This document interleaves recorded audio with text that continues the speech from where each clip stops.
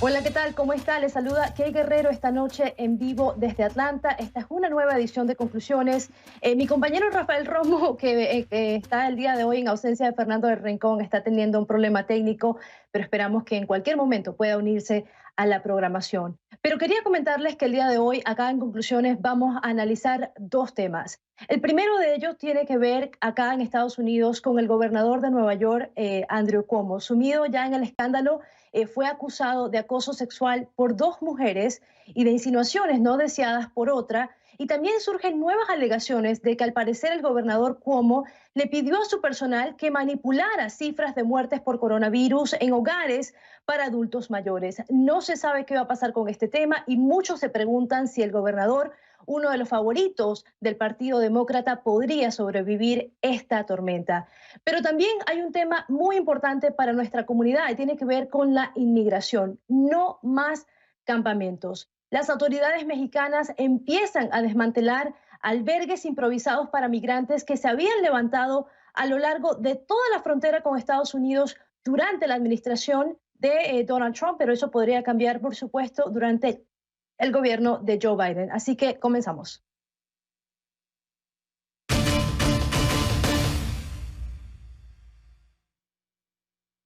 Les pido que a partir de este momento nos acompañen utilizando la etiqueta Conclu Cuomo, ese es el apellido del gobernador de Nueva York. Y por supuesto, recuerden que recibimos todos sus comentarios en nuestras cuentas en Twitter. Si le quiere escribir a Fernando del Rincón, @soy F del Rincón, o me puede escribir personalmente a mi cuenta KGuerreroCNN. Como les decía, hace menos de un año, el nombre del demócrata Andrew Cuomo sonaba como el potencial candidato a la presidencia de Estados Unidos. Le sobraban los elogios, los aplausos, porque cuando en Nueva York era el epicentro de la tormenta, el epicentro de la pandemia, el gobernador hacía cara a lo que estaba pasando y encarnaba el liderazgo que en su momento faltaba en la Casa Blanca, y su gestión pues contaba con la aprobación de más del 87% de los neoyorquinos, esto según una encuesta de Siena College. El futuro político parecía prometedor. Bueno, incluso se hablaba de una posible candidatura presidencial hasta que esto ocurrió y cayó del pedestal. Ahora las críticas llueven hacia adentro de su gobierno y también del propio partido. Andrew Cuomo tiene tres frentes abiertos en este momento. El primero de ellos, el diario The New York Times y también The Wall Street Journal publicaron reportes que indicaban que los empleados del gobernador, al parecer, cambiaron un informe del Departamento de Salud de junio del 2020 para esconder cifras más altas de muertes en las residencias de ancianos durante la pandemia. Este reporte situaba las muertes en casi 10.000, en un claro contraste con lo que el gobierno de Cuomo admitía públicamente en ese momento, que era un número alrededor de la mitad. Entonces, las cuentas del gobierno de Nueva York solo incluían a los residentes que morían en los asilos y no los que eran trasladados a hospitales. La asesora especial del gobernador, Beth Garvey, dijo que los datos en cuestión se omitieron después, únicamente después de que el Departamento de Salud de Estados Unidos no pudiera confirmar que habían sido verificados de forma adecuada. Y asegura también que ninguno de los miembros del grupo de trabajo de la pandemia cambió o alteró la cifra de muertos. Pero la polémica, por supuesto, no acaba allí, porque ahora una investigación de la Fiscalía General de Nueva York también reveló que algunas de las instalaciones para personas mayores no aislaron a los pacientes contagiados después de que una directiva estatal permitiera que regresaran a los centros por consentimiento médico. En su momento, el gobernador Cuomo defendió diciendo que estaban siguiendo los lineamientos federales y que en cualquier caso la supuesta participación de los ayudantes de Cuomo sugeriría hasta qué punto parece haber llegado la oficina del gobernador para mantener la reputación intacta, la reputación como el mejor gestor de la pandemia, por lo menos en Estados Unidos. Al margen de Dice, todo este escándalo, la popularidad de Cuomo recibió otro golpe este viernes cuando el Senado del estado de Nueva York aprobó una iniciativa para revocarle poderes ejecutivos especiales que habían sido ampliados en el marco de la pandemia. Esta Asamblea Estatal aprobó la medida poco más tarde y ahora debe llegar al despacho del propio gobernador, de Andrew Cuomo. El gobernador ya dio a entender que no lo vetaría, que está de acuerdo, pero por si esto fuese poco, Cuomo suma a su lista nuevos pedidos de renuncia después de que dos mujeres lo acusaran de acoso sexual y una tercera de insinuaciones no deseadas. Vamos a explicar exactamente de qué se tratan estas insinuaciones. Principalmente, dos mujeres, como le decía, acusan al gobernador de acoso sexual, una tercera de avances no deseados. Dos de estas mujeres son ex empleadas de la gobernación de Nueva York y la tercera, una joven con la que Cuomo supuestamente habría coincidido en una boda en Nueva York en el año 2019. Pero ¿qué es lo que dicen estas mujeres? La primera denuncia es de Charlotte Bennett, de 25 años, que fue ex asistente o fue asistente ejecutiva y asesora de políticas de salud de Andrew Cuomo. Bennett le dijo al diario The New York Times en febrero que durante uno de varios encuentros de trabajo con el gobernador, este le hizo preguntas sobre su vida sexual, dejando en claro, según la mujer, según Bennett, que él estaba abierto a tener relaciones con mujeres de su edad. En una entrevista con CBS Evening News, esta persona, Bennett, dijo que para ella estaba claro que el gobernador Cuomo buscaba un encuentro sexual. Escuchemos lo que dijo. And then he explains at that point that he is looking for a girlfriend. He's lonely, he's tired. You've just finished dictation, and the governor is telling you he's lonely and looking for a relationship. Yes. He asked if I had trouble enjoying being with someone because of my trauma. This seems highly inappropriate. Yeah. The governor asked me if I was sensitive to intimacy. In his office? Yes. During the workday. Como pueden ver, es un señalamiento bastante fuerte contra Cuomo, pero no es el único. Hay una segunda acusación que la hace Lindsey Boylan, que también fue ex asesora del gobernador. Esta mujer, quien actualmente es candidata a la presidencia del distrito de Manhattan, dijo que en 2018 Cuomo la besó en los labios luego de una sesión informativa en su oficina en Nueva York, es decir, en una residencia federal. Boylan también ha dicho que en un vuelo que tomó junto al gobernador, este le sugirió que jugaran street poker, que es una especie de póker donde la gente se va quitando la ropa. En una conferencia de prensa este miércoles, la primera desde que comenzó este escándalo, el gobernador negó los hechos, pero pidió disculpas si en algún momento incomodó a alguien. El gobernador también sostuvo que nada fue intencional y que francamente siente vergüenza por lo que está sucediendo. Escuchemos. I now understand that I acted in a way that made people feel uncomfortable. It was unintentional, and I truly and deeply apologize for it. I never touched anyone inappropriately. Las denunciantes han rechazado estas palabras del gobernador, pues alegan que no constituye una disculpa. Ellas están resaltando que el gobernador ni siquiera pudo mencionarlas con nombre y apellido, y es un punto bastante válido. Pero en paralelo a toda esta situación surge una tercera denuncia. Esta la hace Anna Ruch, una mujer que dice que coincidió con el gobernador Cuomo en una boda en Nueva York en 2019 y según su relato al diario The New York Times, Ruch se acercó a Cuomo para darle las gracias por haber felicitado a los novios públicamente y también para pedirle una fotografía. Fue en este momento, dice la mujer, dice Ruch, que Cuomo la tocó indebidamente en la espalda porque llevaba un vestido de espalda descubierta y luego de eso dijo a CNN una amiga de esa mujer que Cuomo le preguntó a Ruch si podía besarla y la tomó de la cara sin que ella le dijera nada y le dio un gran beso en la mejilla.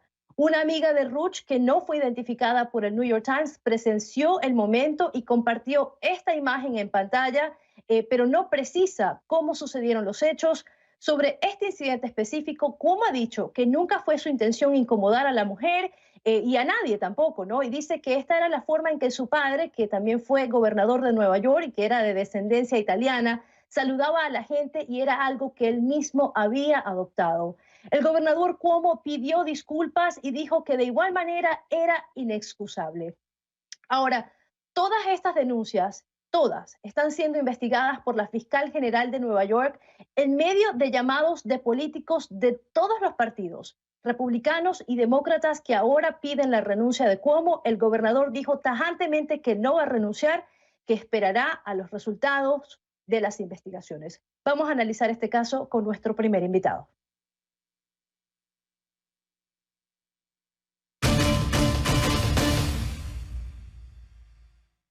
Le quiero dar la bienvenida al analista político Robert Valencia, que nos acompaña en vivo desde Nueva York. Bienvenido a Conclusiones, Robert. Muchas gracias por acompañarnos. A ustedes, muchas gracias por la invitación. Robert, usted está en Nueva York y quería comenzar preguntándole cuál es el sentir de las personas en Nueva York, porque hemos visto recientemente una encuesta de la Universidad de Quinnipiac que dice que la mayoría de los neoyorquinos no creen que el gobernador Cuomo deben renunciar en este momento. ¿Coincide usted o no con los resultados de esta encuesta? Bueno, no, es decir, si yo coincido con los resultados de la encuesta, yo creo que en realidad no, yo creo que el gobernador tiene que pensar seriamente sus acciones, indudablemente. Obviamente ya se está llevando a cabo una investigación, tendremos que esperar lo que arroje esas investigaciones.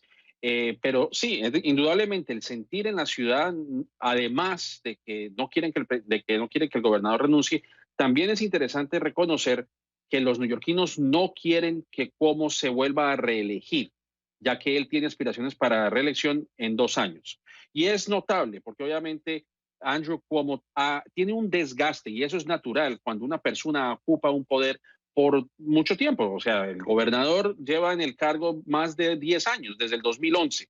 Así que obviamente existe un hartazgo, un desgaste político, y no en vano hemos visto que a raíz de todos estos escándalos, su entorno más inmediato de trabajo está comenzando a renunciar. Un asesor en el tema del coronavirus renunció. Se habla de que 9 personas más que pertenecen a ese círculo están pensando en renunciar. Así que obviamente se está comenzando a desmoronar esta imagen que, como bien tú has señalado, pues se está comenzando a desmoronar. Los neoyorquinos pues están buscando un cambio de aire y no quieren que Cuomo se lance nuevamente a la gobernación del estado de Nueva York.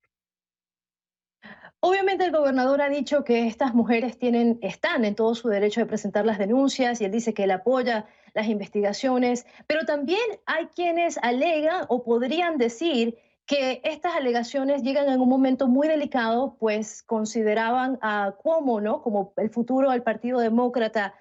Obviamente hay que esperar lo que dice la investigación, y estas mujeres al parecer tienen pues puntos muy válidos sobre la actuación del gobernador Cuomo. Y lo que quería preguntarle ya para resumir entonces es, ¿podríamos decir que las aspiraciones del gobernador dentro del partido a futuro, bien sea la gobernación o cualquier otro punto dentro del Partido Demócrata, prácticamente acaban con este escándalo?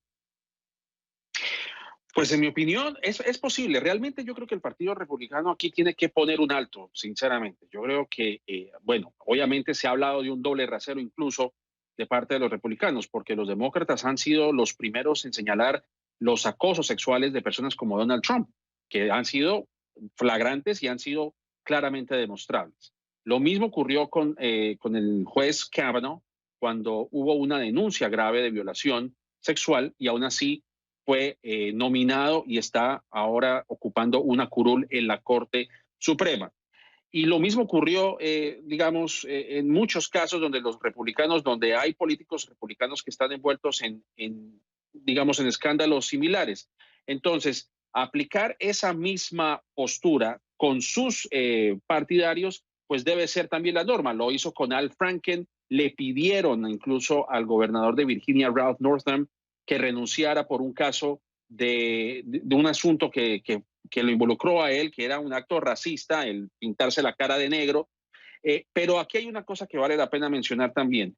Es difícil sacar de lado a Cuomo, indudablemente. Hay muchas personas que todavía se muestran renuentes en pedirle la renuncia, porque al final de cuentas Cuomo es una figura importante dentro del Partido Demócrata y todavía sigue siendo considerado una figura, un héroe, precisamente a raíz de lo que ocurrió en este primer año de pandemia, que fue el antítesis de Donald Trump. De la misma manera que los republicanos tratan a Donald Trump como su héroe, a pesar de todas sus falencias como persona, lo abrazan y lo adoptan como un líder del Partido Republicano. Así que, obviamente, como se dice popularmente, del dicho al hecho hay mucho trecho, pero los demócratas también tienen que sentar un precedente de que este tipo de acciones en contra de las mujeres no es aceptable. Definitivamente, Robert, coincido contigo, pero también hay que tener algo en cuenta y quiero pedirle a la producción que me ayude porque el gobernador Cuomo había hablado en el pasado sobre el derecho de las mujeres a expresar este tipo de acusaciones, pero también decía el abuso del poder que a veces hay dentro de la política, ¿no? De personas que tienen poder y creen que por ese poder pueden cometer este tipo de acciones. Vamos a escuchar este sonido y después tengo tu reacción. Well, you have people in politics who think they're above the law. You have people in corporate situations who think they are above the law. You have people in film who think they are above the law, and they can get away with it because they're in positions of power. And men predominantly are in positions of power to women. And I believe that power has been abused for decades. And that's why I think this is a very important point in history, because what women are saying now is, this is not a current episode. This is all my life. Robert, tú lo acabas de escuchar y ahora te pregunto, ¿cómo puede entonces defender lo que está sucediendo o hablar de lo que está pasando el gobernador Cuomo cuando él mismo le había pedido a todo este país que no tuviese el estándar de poder para poder cometer este tipo de acciones? Bueno, porque es muy fácil juzgar cuando no se es señalado. Ahora, obviamente, Andrew Cuomo está digamos, en la silla acusadora, digamos, él es el acusado y no el acusador.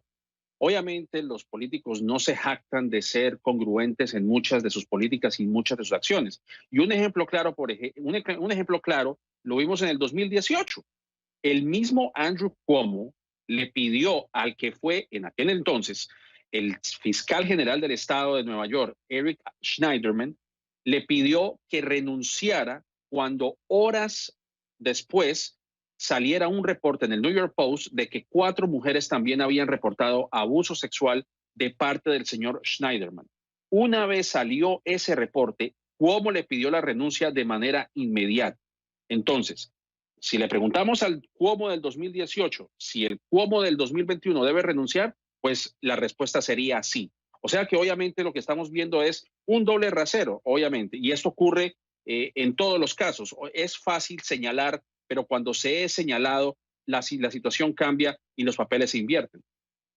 Definitivamente, como dicen en mi país, lo que es bueno para el pavo es bueno para la pava y si lo pidió en el pasado, entonces ahora tiene que asumir la consecuencia si la investigación arroja que eso fue lo que pasó. Robert, quiero agradecerte que nos hayas acompañado esta noche y espero volver a tenerte en el programa muy pronto. Encantado, por supuesto. Muchas gracias. Gracias a ti.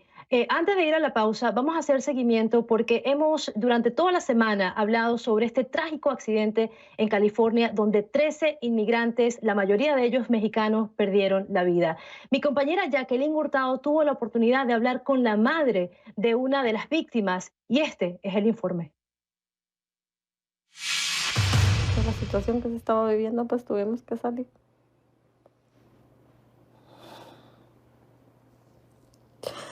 Pero nunca me imaginé que esto iba a pasar en el camino. Es algo que yo no esperaba. Que por protegerla allá, aquí en el camino encontrara la muerte. Yo sé que mi niña ya no está sufriendo. Ya está descansando. Deja mi corazón hecho pedazos. Pero tengo que seguir con mi vida. Tengo que cuidar a mi hijo. Y ella era una parte que me animaba mucho. Ella me decía, vos sos fuerte, por eso yo soy así. Algo muy doloroso. No se lo decía uno a nadie. Solo recuerdo que nos metieron a una camioneta, nomás cruzando la línea, y metieron muchas personas. De ella no recuerdo más. Cuando yo desperté, Estábamos todos tirados en la carretera. Yo no recuerdo haber escuchado nada, porque yo casi no miraba ni escuchaba porque llevaba unas personas encima. Cuando yo desperté, solo me dolía mi cara, mi cabeza y mi hija que la tenía aquí en mis piernas. Cuando yo la vi, ya estaba fallecida. Eso es lo único que recuerdo, y que me hablaron, me tenían que trasladar a un hospital. Y mi hija se quedó. ¿Todavía estaba viva? No, ya no estaba viva. Ya no. Cuando yo me levanté y la revisé y la volteé, le hablé, yo lo que hice fue tocarle, buscarle su pulso. Ya no tenía signo. Sus labios ya estaban morados. Pero no le vi golpes en la cara. Lo único que recuerdo, y de otra persona al lado mío pidiendo ayuda. Y varias personas que estaban fallecidas. Eso es lo que recuerdo. Yo venía muy abajo, traía personas sobre mí. Yo no logré ver ni escuchar nada. Yo perdí el conocimiento, no sé si cuándo fue el impacto. Yo ya no recuerdo nada, yo no recuerdo cómo fue. ¿Cómo es que 25 personas venían dentro de este vehículo, señora? ¿Usted sabía que iban a poner a tantas personas? No iban a poner a tantas personas. No sé, las personas creo que corrieron y se metieron como pudieron encima de los que estábamos ya en la camioneta y cerraron la puerta. Ya no podíamos hacer nada. Nosotros decíamos que no cabíamos, que abrieran, pero ya la camioneta había empezado su marcha. Ya no podían bajar a ninguno. ¿Sabe si el vehículo venía a alta velocidad? Yo solo recuerdo que escuché que le dijeron: no manejes más de 65. Era lo que yo escuchaba que le decían. Nunca me lo imaginé que esto iba a pasar. Si yo lo hubiera imaginado, o por lo menos a veces uno como madre tiene un instinto que uno lo presiente. Si yo lo hubiera presentido, no lo hago con mi hija. ¿Qué la motivó a hacer este viaje acá a Estados Unidos? Por amenazas de muerte contra mi hija y mi niño. Que allá si uno si no ceden a meterse a las bandas o a las maras, terminan matando a la juventud. Entonces, yo no quería que eso pasara con mi hija, porque ella estaba trabajando y llevaba el 4º año de Derecho en la universidad. ¿Hace cuánto salió de Guatemala? Un mes. Hace un mes. Es bastante difícil poder llegar hasta aquí. Se pasan muchas cosas. Muy difícil. Nosotros por eso salimos huyendo sin decirle nada, ni a mi familia. Nosotros no dijimos nada. A veces uno lo hace por proteger la vida de sus seres queridos, que hace esta travesía, porque a veces yo creo que nadie quisiéramos hacerlo. Pero muchas veces por la situación de nuestros países es que nos toca que salir huyendo. Pero la verdad es algo muy duro, es algo muy difícil poder llegar hasta aquí. Se sufre mucho en todo el camino para acá. Se sufre demasiado. Más cuando pasan estas cosas, lo que me pasó a mí. Por tratar de salvar la vida de mi hija en Guatemala. Llegando aquí la perdí. No se les puede decir que no lo hagan, porque mucho lo hacemos por eso, por salvar la vida de nuestros seres.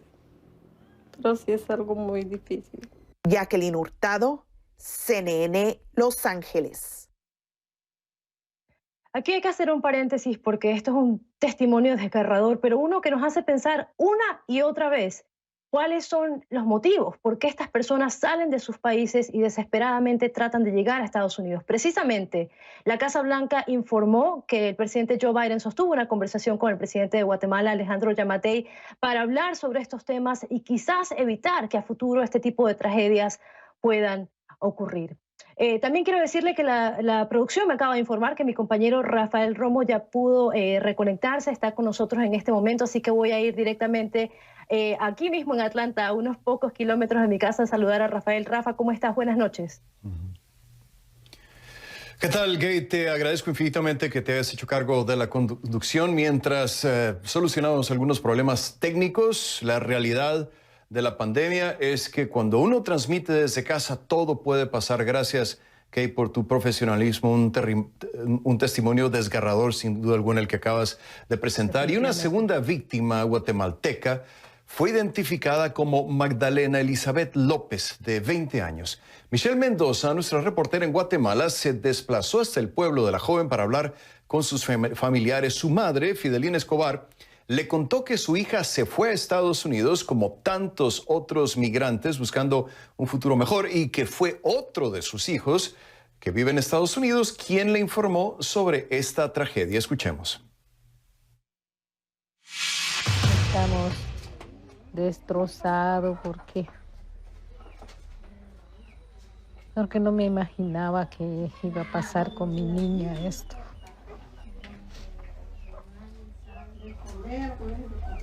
Ella se llama Magdalena Elizabeth. Ella me dijo que se iba con intención de llegar, que ella tenía esos deseos de ir a conocer más bien. Que si ella estaba bien, que si ella estaba comiendo. Sí, mamá, dijo, aquí los guías me dan que comerme. Entonces yo le dije, si usted, mi hija, se arrepiente, le dije, véngase, porque ya que usted va, no está tan lejos todavía. No, mamá, dijo, yo tomé esa decisión de irme y sigo mi camino. Y esa fue la última vez que yo hablé con ella. Es un dolor realmente inimaginable el que están pasando estas familias, lo entiendo, no solamente como periodista, sino como ser humano y sobre todo como padre. Y una vez más, la tragedia golpea a la comunidad inmigrante. Le enviamos nuestro pésame a los familiares de las víctimas. Marcamos una nueva pausa y al volver en conclusiones, no más campamentos. Las autoridades mexicanas empiezan a desmantelar albergues improvisados para migrantes que se habían levantado a lo largo de la frontera con Estados Unidos. Volvemos.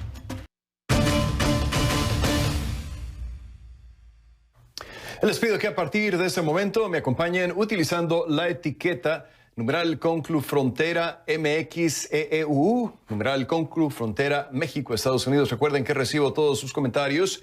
A mi cuenta en Twitter es @RafaelRomoCNN. Han sido el único hogar de migrantes por hace casi 2 años, pero las autoridades mexicanas ya empezaron a deshacerse de campamentos improvisados en puntos fronterizos como Matamoros, en el estado mexicano de Tamaulipas, y como nos informa Cruz Cayalis desde la Ciudad de México, esto significa que algunos de los migrantes que siguen llegando a la frontera se quedarán en la calle.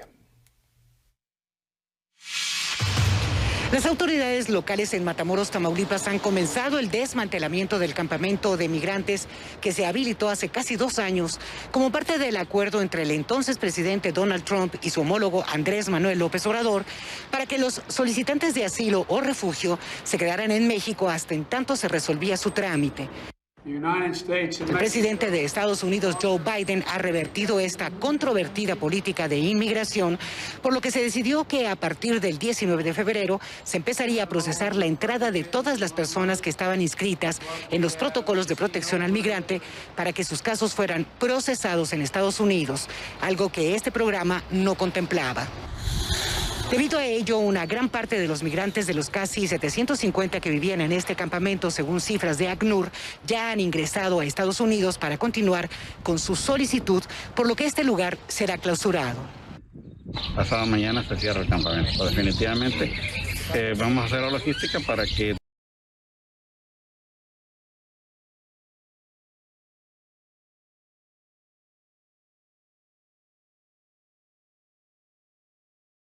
mañana se cierra el campamento, definitivamente. Vamos a hacer la logística para que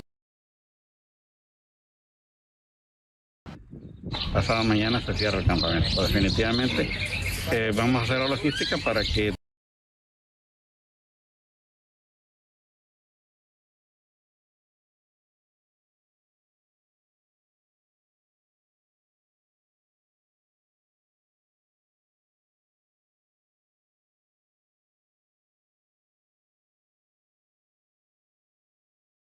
todo lo que no pudiera tener acceso a ir allá, no le llevamos a la casa migrante.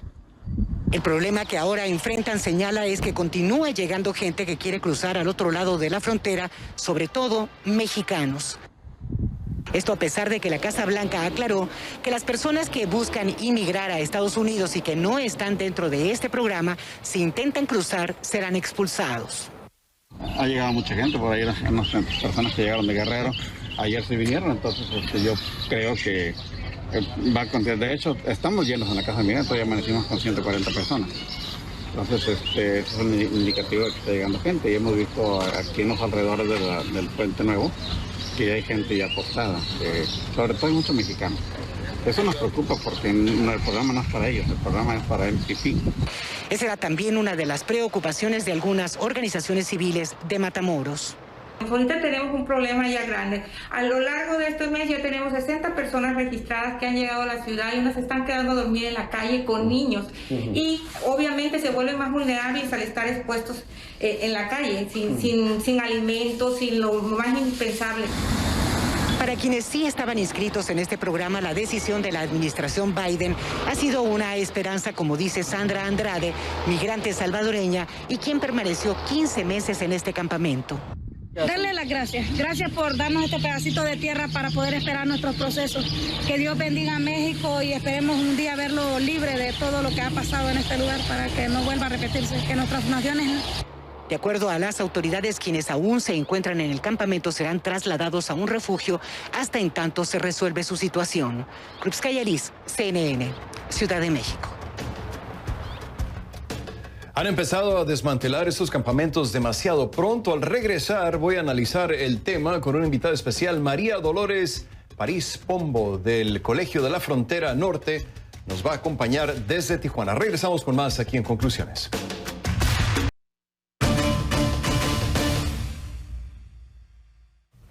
Le doy la bienvenida a María Dolores París Pombo, investigadora del Departamento de Estudios Culturales y coordinadora del Observatorio de Logísticas y Políticas Migratorias del Colegio de la Frontera Norte, quien nos acompaña en vivo desde Tijuana. Bienvenida a Conclusiones, María Dolores, gracias por estar con nosotros. Para empezar, retomo la pregunta que hacía antes de ir a la pausa. ¿Es demasiado pronto para empezar a desmantelar estos campamentos de migrantes a lo largo de la frontera norte de México, la frontera con Estados Unidos, considerando que todavía siguen llegando inmigrantes y que realmente estos grupos no tienen dónde quedarse? Bienvenida, María Dolores, la escucho. Muchas gracias. Mire, realmente estos campamentos sobre todo se ubicaban en Matamoros y en Nuevo Laredo, y más que nada el más grande era el de Matamoros, es decir, en la frontera con el sur de Texas. Hay otras muchos puntos de la frontera que tiene pues más de 2,000 millas, ¿verdad?, donde hay albergues de la sociedad civil, y el propio gobierno ha puesto también albergues muy grandes en Ciudad Juárez y en Tijuana. Muchos de los que están ahora llegando y que han llegado todo a lo largo de este año no son personas que estén en este programa que mencionaban ustedes, que se llama MPP, Migrant Protection Protocols. No, muchos no han podido cruzar siquiera para pedir asilo. Entonces, todo este año, ya llevamos casi un año en que la frontera ha estado cerrada, la frontera terrestre, y las personas que llegan huyendo de sus países no han podido cruzar para pedir asilo como venían, digamos, con esa intención. Entonces sí estamos con un problema. Se están creando nuevos campamentos, incluso en una ciudad como esta donde me encuentro, como Tijuana. Hay ahora todo un campamento que se ha creado pegado justo a la frontera, ¿verdad? De gente que son... Pero al margen de las autoridades, ¿no, María Dolores? Extranjeros, perdón. Al margen de las autoridades, ¿no? Es decir, estos no son campamentos organizados y proveídos por las autoridades, ¿correcto? Correcto. El de Matamoros tampoco. El de Matamoros se fue formando inicialmente de la misma manera. Fue creciendo y creciendo, llegó a tener más de 2,000 personas, o sea, era un campamento de refugiados. enorme, pero se crearon también al margen de las autoridades. Ahora, aquí hay una cuestión que es muy lamentable y es el hecho de que estos migrantes, de cierta manera, son víctimas de políticas de 3 países distintos. Su país de origen, que realmente no les provee los derechos humanos para que quieran quedarse en ellos y no les interesa mucho porque los dejan ir sin mucha protección.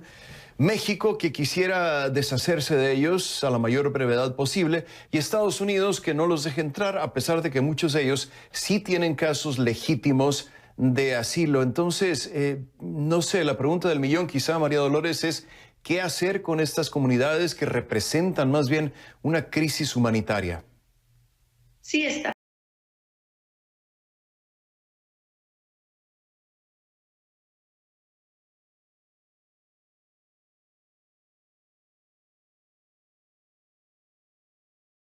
Sí, está planteando justo el punto central del problema. No solamente vienen de estos 3 países, hay que pensar que Cuba es el tercer país de nacionalidad de la gente que está esperando. Y hay mucho venezolano también, pero también hay mucho mexicano, como ustedes lo decían anteriormente, mucho mexicano que está huyendo de estados como Guerrero y Michoacán, donde hay mucho crimen organizado y donde no hay gobierno tampoco. Entonces, estamos ante un problema en el que México está también metido como país de expulsión, no solo como país de tránsito. Debe de haber un acuerdo que sea un acuerdo mucho más humanitario para las personas que están huyendo. Han vivido en condiciones totalmente inhumanas durante los últimos meses. Sí, de acuerdo, completamente inhumana. Ahora, hay una situación que le quiero preguntar, usted que conoce mejor la problemática de la frontera que mucha gente. ¿Qué es lo que pasa en la práctica? Porque en teoría hay diálogos entre los gobiernos, hay promesas de apoyo, pero en la práctica, y nosotros lo hemos visto en nuestros reportes, muchas veces es la propia gente local, las organizaciones civiles y personas que no tienen absolutamente nada que ver con el gobierno quienes atienden las necesidades más básicas de estas personas. ¿En dónde queda esa capacidad para poder asistirlas en estas necesidades humanitarias básicas? ¿Quién se hace cargo de ellos a fin de cuentas, María Dolores? Sí, lo ha dicho, es exactamente eso, es la sociedad civil y algunas congregaciones religiosas, ¿verdad? Iglesias evangélicas, por ejemplo, han abierto sus puertas en muchas de estas ciudades. También la Iglesia Católica, a través, por ejemplo, de casas del migrante y otro tipo de albergues, son los que han estado realmente alojando a la gran mayoría de la gente. El gobierno mexicano puso, como le decía, un albergue muy grande en Ciudad Juárez y un albergue similar en Tijuana. El de Tijuana no ha llegado a alojar a muchas personas, el de Juárez sí. El de Juárez llegó a alojar casi a 1,000 personas. Pero de todas maneras, la gran mayoría de las personas han sido apoyadas por las iglesias y por organizaciones, por asociaciones civiles.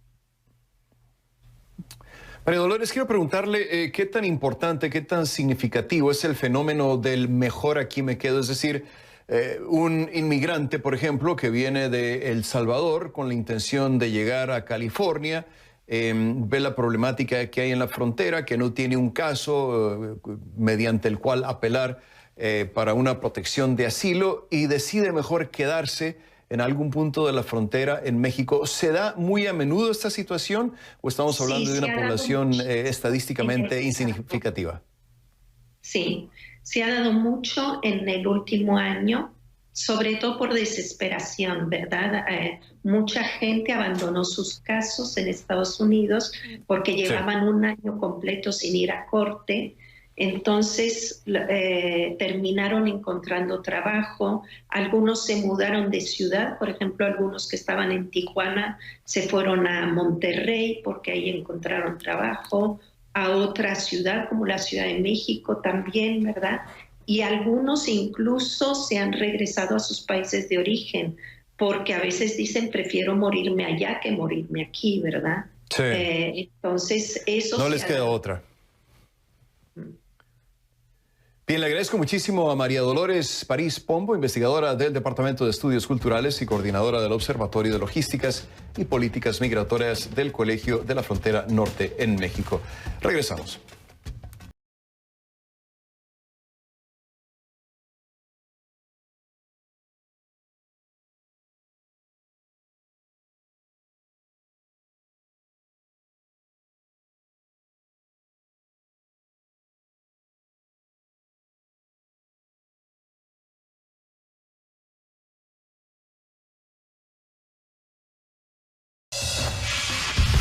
Es el primer funcionario del gobierno de Estados Unidos durante la presidencia de Donald Trump en ser acusado de participar en el asalto al Capitolio del 6 de enero. Federico Klein compareció ante una corte este viernes para responder a cargos de empujar oficiales de la policía del Capitolio durante el ataque. Klein, quien también fue un ayudante en la campaña de Trump y tenía acceso de alta seguridad, aparece en imágenes usando un escudo de la policía para permitirle el acceso al Capitolio a la turba de agitadores.